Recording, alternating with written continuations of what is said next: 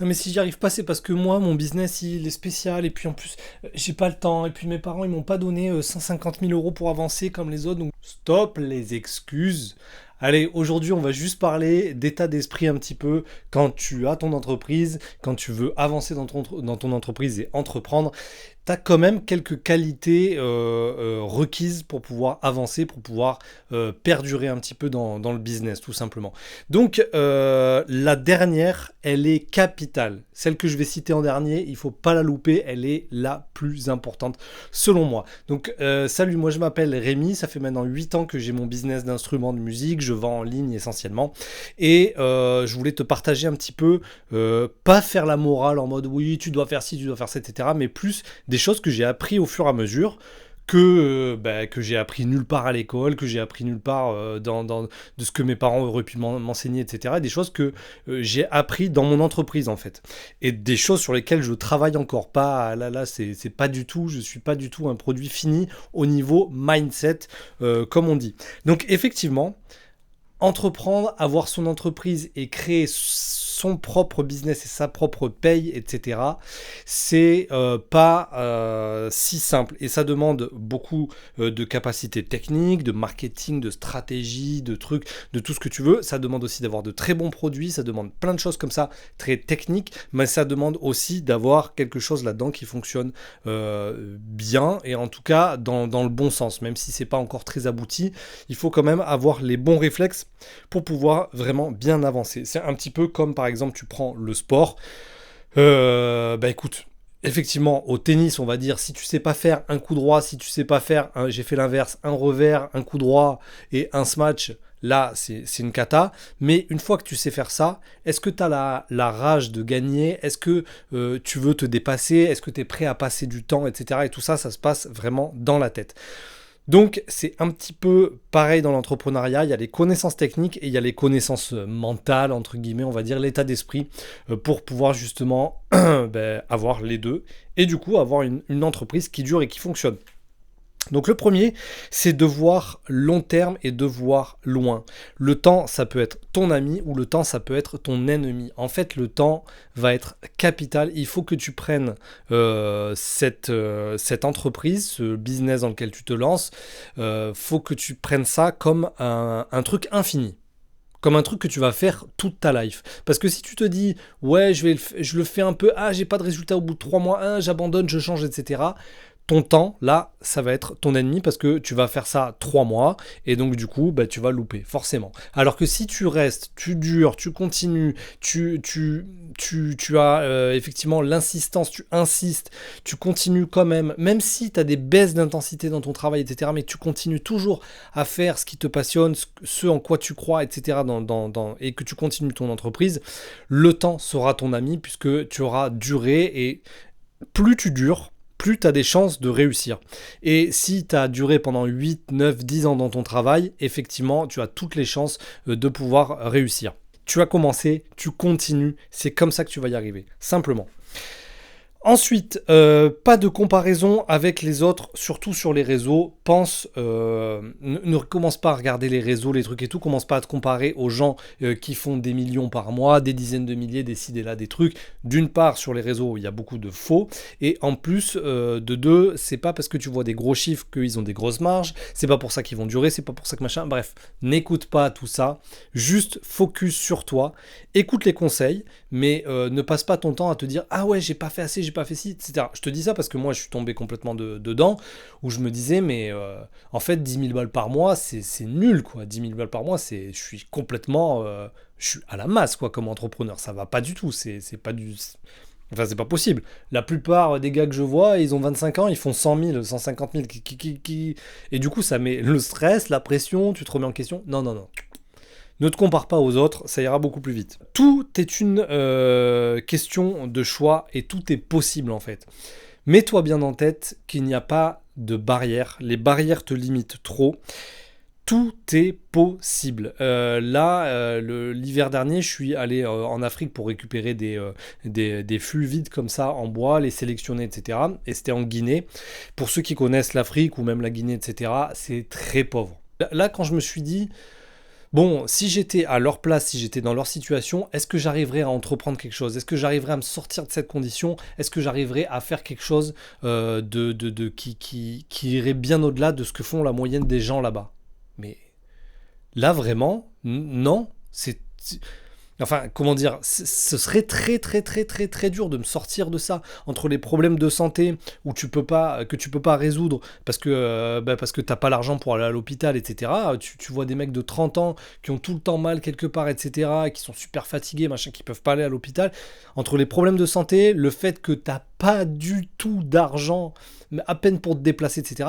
Là, pour entreprendre, pour faire quelque chose et sortir de sa condition, c'est vraiment il faut vraiment un mental d'acier et de la chance. Donc là, dans ces cas-là, c'est très compliqué, mais nous, on n'a pas d'excuses. Là où on est né, avec en Europe, on va dire, avec la santé qui est disponible, avec les soins, la santé, maintenant Internet et la facilité d'avoir des choses sur Internet, etc., tout est possible. Donc ne te dis pas ah moi non j'y arriverai pas parce que si parce que ça moi je peux pas si je peux pas je sais pas quoi. Non, tu peux le faire. Tout est possible. Il y a des pays, quand tu nais dans certains pays, c'est clair que là ça va être très compliqué. Mais nous, là où on est, tu peux pas dire ça. Donc pense toujours que tout est possible, enlève toutes tes barrières parce que les barrières vont te bloquer. Ah non mais moi je peux faire que 1002, moi je vais être bloqué à 1002, moi je vais être bloqué à 2000, etc. Ceux qui font 5000, c'est des gens, c'est pas la même espèce, c'est pas des gens, etc. Ça, tout ça, c'est des paliers qui te bloquent. Tu connais la fameuse histoire de ceux qui faisaient de la course à pied ou je sais plus quoi, qui faisaient de la course, du sprint, et qui disaient, ouais, en dessous d'un tel nombre de secondes, on n'arrivera jamais à passer en dessous. On ne peut pas courir plus vite que ça. Et pendant des années, effectivement, on n'est jamais arrivé en dessous. Et d'un coup, il y a un gars qui a battu le record, et ensuite, tous les autres, ils ont fini par le battre aussi. Donc les planchers, tout ce qui est plancher de verre et tout ce qui est limite que tu te fixes, bravo, c'est des limites que tu te fixes et c'est des limites du coup, c'est bien le cas, ça va te limiter et tu vas jamais pouvoir passer au-dessus. Donc ne te dis pas que tu es bloqué à un certain salaire, que tu es bloqué à un certain chiffre, que tu ne peux pas avec ce que tu vends faire ceci ou cela, ce n'est pas possible, ce n'est pas vrai, on trouvera toujours des exemples qui te montreront l'inverse. Donc surtout, pense bien que tout est une question de choix. Ça, c'est très important.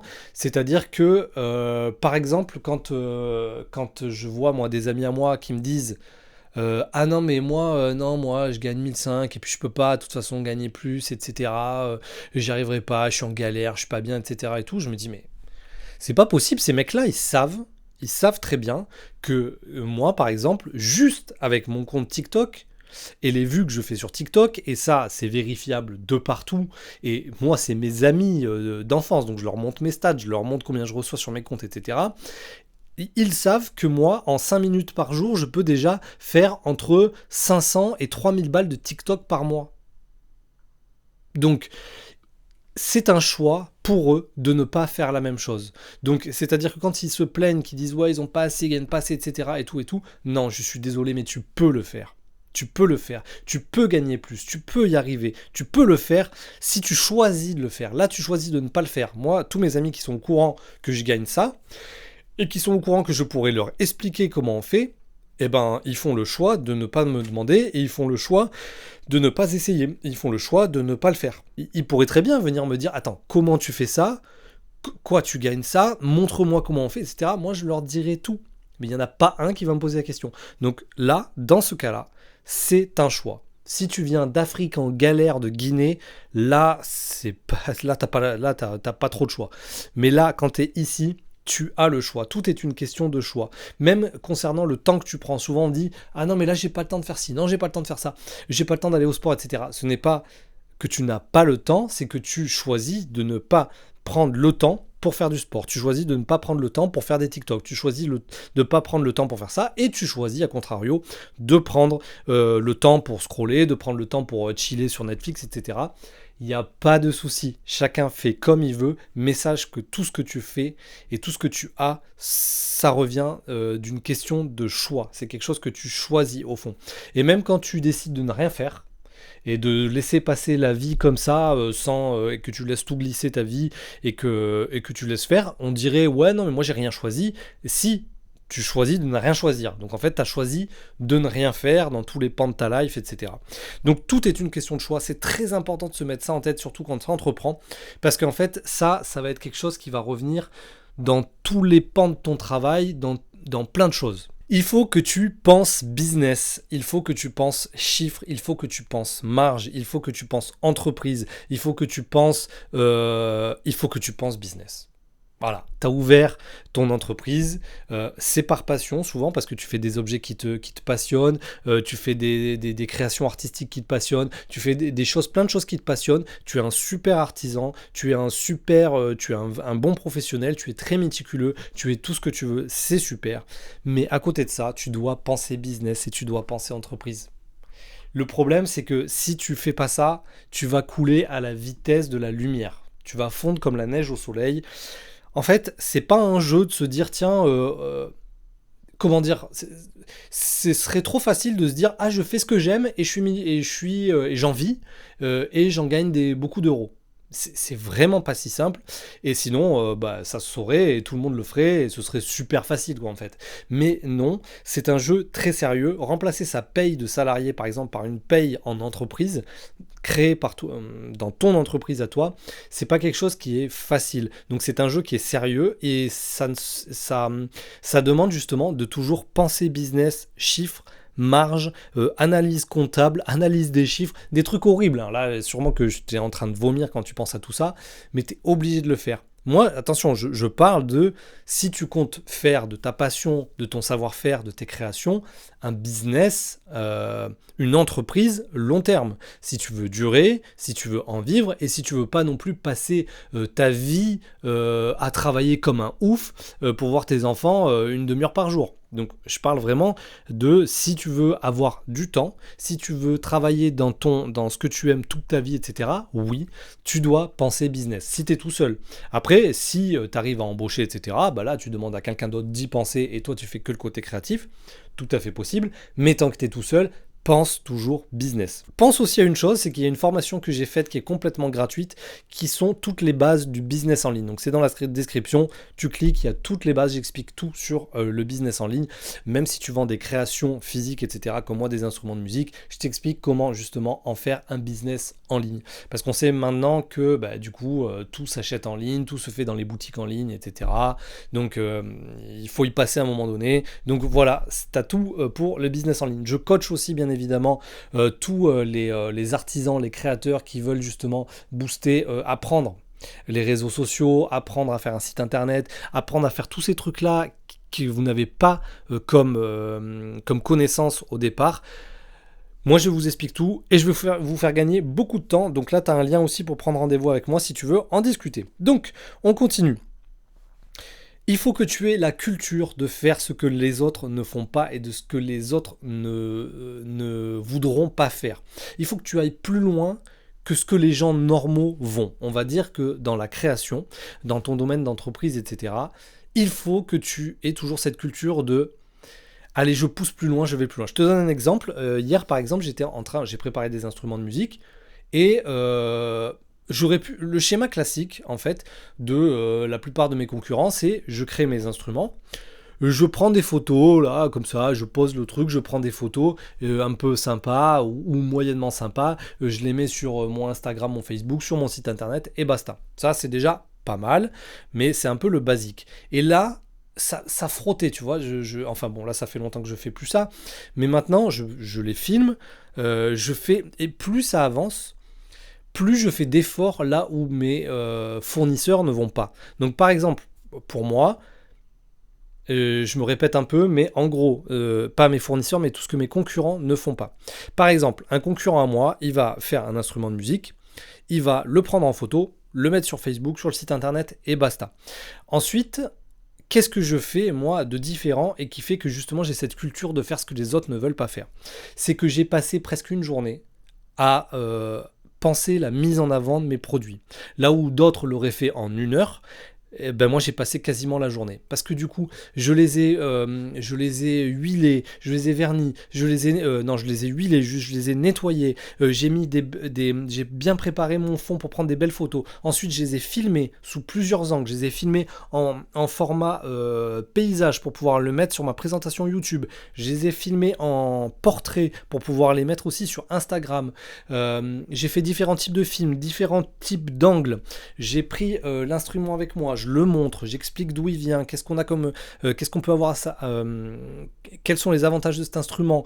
Je fais aussi une démo sonore, etc. Je vais beaucoup plus loin que mes concurrents. Ce qui fait que quand le client va être intéressé par mon instrument, il va le voir sous toutes les coutures, avec les plus belles photos, des très belles vidéos, des descriptifs où moi je parle, où je présente l'instrument, etc. Et c'est 100 fois plus qualitatif. Je vais vendre 100 fois plus facilement. Mais j'aurais fait des choses que les autres ne veulent pas faire. Donc il faut toujours aller plus loin dans là où le commun des créateurs vont s'arrêter. C'est-à-dire, voilà, j'ai fait un collier de perles, je le mets sur un truc et puis je le prends en photo et basta, c'est bon. Non, pas du tout. Nettoie-le bien, que ce soit nickel. Prends 50 photos sous tous les angles. Après, tu feras des sélections. Prends des vidéos, filme-le, mets-le sur quelqu'un, fais la totale. Sois plus poussé, sois plus précis, sois plus méticuleux, même dans ton travail. Sois toujours plus perfectionniste et méticuleux. Fais plus. Et garde toujours cette culture d'aller plus loin que là où les autres s'arrêteraient. Et là, c'est très simple, c'est facile de le savoir ça. C'est-à-dire qu'on est tous des humains, on est tous ennuyés par un peu les mêmes choses, à un certain degré, un peu le même. Quand tu sens que toi, ça commence à te saouler de prendre des photos, t'as pris 10 photos, t'as pris 5 vidéos, etc. Quand là, ça te saoule, que ça frotte et que c'est dur et que c'est lourd, sache que c'est là qu'il y a tout le monde qui va abandonner. Donc c'est toi là, à ce moment-là, que tu dois pousser en avant pour faire justement ces choses où tout le monde se sera arrêté. Et c'est là que tu vas faire d'autres vidéos, c'est là que tu vas faire d'autres photos, c'est là que tu vas aller plus loin dans ton artisanat, c'est là que tu vas être plus précis dans le ponçage, c'est là que tu vas pousser plus loin, et c'est là que tu auras des bien meilleurs résultats. Donc pense toujours à aller plus loin et faire ce que les autres ne font pas. Sois toujours focus. Alors là, c'est super facile à dire, hein, très très facile à dire. Moi, j'ai beaucoup de mal. Mais je sais et j'ai expérimenté que effectivement quand on est vraiment focus dans son travail, dans deux trois trucs de son travail et pas partir à gauche, ah tiens si je faisais des formations en ligne, des trucs et j'ouvre une chaîne YouTube et je vais faire un compte TikTok avec un machin et ci et ça. Quand on est vraiment focus dans son boulot, on fait beaucoup plus de chiffres que quand on a été éparpillé sur 10 trucs à la fois. Donc je le répète, voilà, focus, c'est vraiment... pour moi, perso, c'est un rêve parce que je vais à gauche, à droite, je veux faire plein de trucs et tout, mais j'essaye quand même, je me force à me garder quand même dans ce que je sais faire et je commence pas à essayer de partir non plus dans tous les business, les trucs et tout, machin. Je l'ai fait un peu et au final, en fait... ça me détourne trop et au final je perds en chiffres, je perds en plein de trucs. Donc du coup, toujours rester focus, ça c'est hyper important. L'argent, alors un autre conseil d'état d'esprit, c'est que l'argent c'est un chiffre et c'est pas un concours de moralité.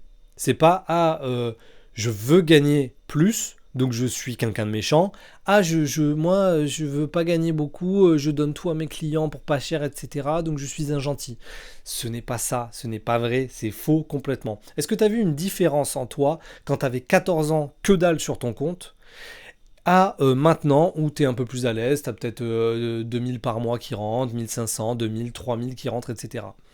Est-ce que tu as vu une différence? Est-ce que tu étais à 14 ans quelqu'un de beaucoup plus gentil et sympa que maintenant que tu as plus d'argent sur ton compte, que tu es une horrible personne? Est-ce que tu as vu une si grande différence? Non, pas du tout, c'est normal. Donc que tu aies moins d'argent ou plus d'argent, toi, ça va pas te changer. Ça va peut-être te révéler, mais ça va pas te changer.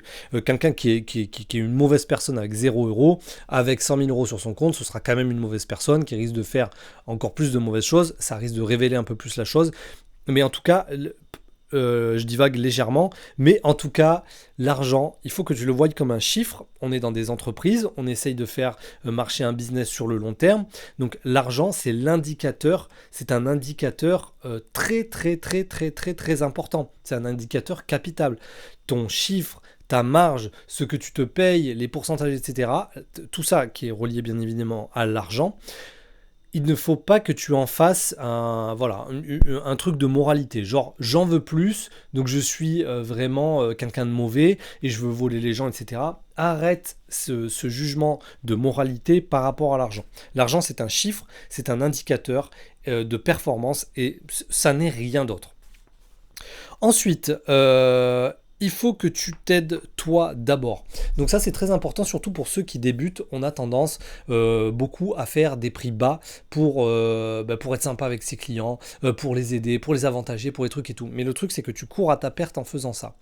Parce que tout simplement, à force de faire ça et de pas faire de marge et de pas te payer et de galérer et tout, qu'est-ce qui va se passer? En fait, tu vas devoir reprendre une autre activité salariée parce que tu n'arriveras pas à te payer, parce que machin. Et au final, tout le monde va être perdant. C'est-à-dire que les créations que tu proposes qui sont de qualité, le client il pourra plus te les acheter, il n'y en aura plus. Et en plus de ça, toi, tu vas devoir retourner dans un emploi salarié, la galère et tout et tout. Donc aide-toi d'abord. Pense à ta marge, pense à ton chiffre, pense à ta paye, etc. Parce qu'en plus, pour peu que tu aies une famille, etc. autour de toi, commence pas à penser au bien du client absolument. Pense pas, bien évidemment, il ne faut pas voler ton client jamais de la vie, mais calcule bien tes prix de vente, calcule bien ta marge, sois vraiment très précis là-dessus pour pas toi te faire perdre en fait au change et du coup que tout ton entourage soit perdant. Et quand effectivement tu seras plus safe et que tu seras mieux au niveau de ton entreprise, que ça tournera, que tu auras de la marge, etc., que tout soit bon, que tu seras un peu sauvé, on va dire entre guillemets, et là tu pourras aider les autres. Toujours le même truc que le masque dans l'avion qui tombe, c'est toujours préconisé de se le mettre à soi-même, d'être safe et pour pouvoir aider les autres. Donc aide-toi toujours d'abord, fais très attention à ton chiffre, à ta paye, à ta marge, etc. Il faut que tu tires la couette de ton côté quand tu débutes, surtout quand tu débutes. Tu tires bien la couette de ton côté, pas vers le client, parce que le client, lui, il est tout content, lui, il va tirer, il voit que tu lui donnes un peu plus, il va le prendre, il n'y a pas de souci. Sauf que là, pour l'instant, il vaut mieux que ce soit pour l'instant dans ta poche, que tu sauves un peu ton business, que tu le construises bien, et après, tu pourras aider. Moi, je sais que c'est pareil, c'est maintenant que je suis enfin solide dans mon business et stable et que j'ai la tranquillité du salaire, que je peux faire bénéficier à certains clients, à certains trucs de trucs très avantageux. Mais si j'avais fait ça avant, je me serais noyé, en fait, je me serais coulé tout simplement. Donc il faut attendre d'être costaud et d'être bien, voilà, t'as compris le principe, avant de pouvoir donner un peu plus aux clients. Aide-toi toi d'abord. Travaille avec passion, toujours travaille avec le cœur, avec la passion, avec l'envie du travail bien fait, avec ce perfectionnisme, avec avec ce cœur, ça, tu vois, tout ça, l'argent découle de tout ça en fait. Il faut pas que tu penses argent, argent, argent, donc je vais produire telle chose parce que je pense qu'il y a de l'argent à récupérer là-dedans. Il faut que tu penses passion, il faut que tu penses qu'est-ce que tu aimes faire et ça se traduira en euros. Effectivement, Van Gogh ou je sais pas qui, ou tous les mecs qui ont fait des trucs incroyables, ils n'ont pas pensé à ce que les gens attendaient d'eux. Ils se sont pas dit, tiens, je vais faire un dauphin dans l'eau qui plonge. Ils n'ont pas fait en se disant, tiens, ça va vendre, etc. Et après, je mettrai ça sur un mug, etc. Mais pas du tout. Ils sont allés dans ce qu'ils savaient faire. Ils sont partis en mode autiste, entre guillemets. Et qu'est-ce que j'aime et donner leur cœur, tout leur cœur dans le truc. Et en fait, il découle de l'argent de ça. Donc, pense toujours à la passion, au cœur à l'ouvrage et au bon travail. Ça, c'est toujours important. Si tu commences à perdre ça, tu risques aussi de... je dis pas que c'est lié, mais en tout cas, moi, j'ai vu que pour ma part, quand des fois j'essaye de faire des trucs un peu plus business sur mes instruments, un peu plus ouais il y a telle cible, il y a tel truc, donc je pense que je vais les viser eux en faisant ça, etc. J'arrive moins bien à vendre que quand je fais quelque chose comme si je le faisais pour moi. Par exemple, je fais un instrument comme si je le faisais vraiment pour moi, qu'est-ce qui me ferait kiffer moi à 1000%, et du coup là je vends ça très rapidement. Voilà, ensuite le dernier conseil que je peux te donner, et c'est le plus important pour moi, c'est pas d'excuses. Pas d'excuses, on enlève les excuses. Moi, en tout cas, j'ai appris beaucoup ça aussi dans la musique parce que du coup, je suis musicien et au début, quand on travaille un peu dans la musique et tout, qu'on travaille en groupe, souvent, on va dire ah ouais, mais est-ce que tu pourrais plus faire comme ci, est-ce que tu pourrais plus faire comme ça, ah pourquoi là tu fais pas assez comme ci, etc.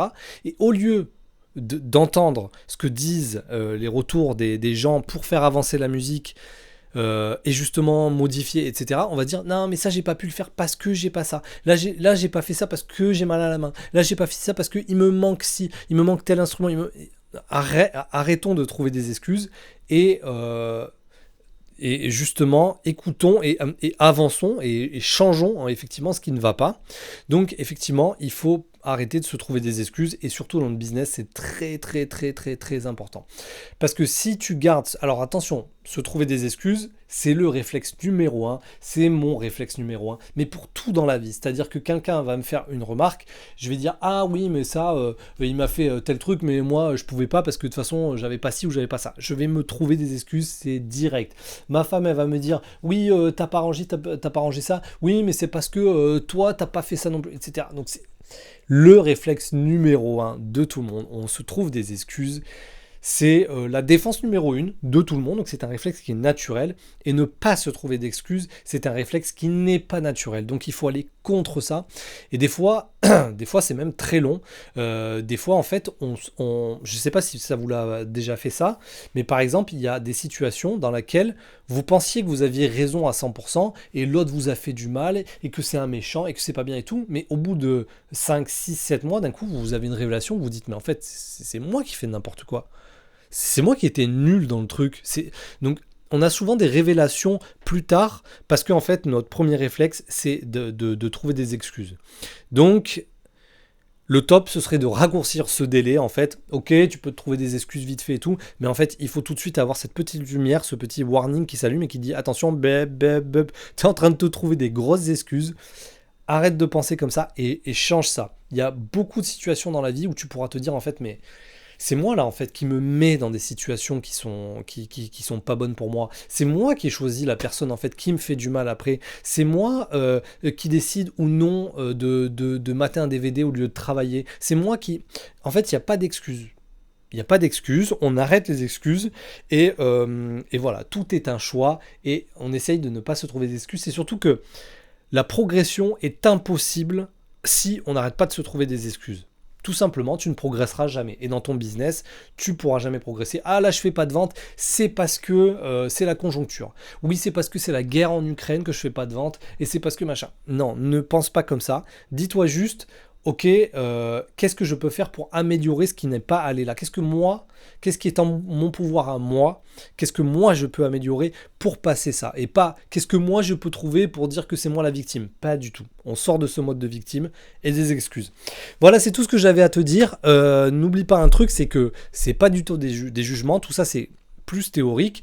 Moi aussi, je me cherche des excuses. Moi aussi, je dis que j'ai pas le temps. Moi aussi, des fois, je ne laisse pas le temps faire les choses et je suis trop impatient. Moi aussi, j'ai tout ça. Mais en tout cas, ce sont des axes d'amélioration que j'ai vus qui m'ont beaucoup aidé, en tout cas dans mon entreprise. Donc, essaye de les faire toi aussi, tienne pour pouvoir avancer. Sur ce, n'hésite pas à t'abonner, à mettre un commentaire, un j'aime et à très bientôt. Ciao, ciao!